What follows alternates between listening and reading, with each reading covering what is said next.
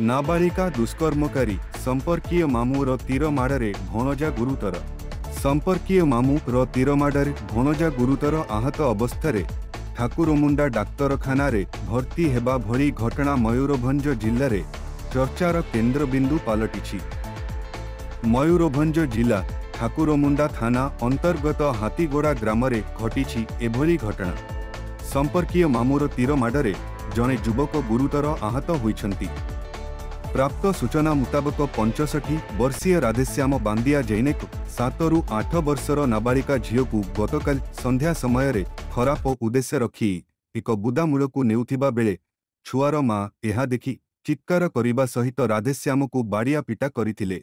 एहाकू राग रखी राधेश्याम संध्यारे अंधारर सुजोग नहीं ताकू माड़ मारिथिबा महिलांक स्वामी तथा तार संपर्कीय भणजा बिश्रा बद्रा को तीरमाड़ करिथिला।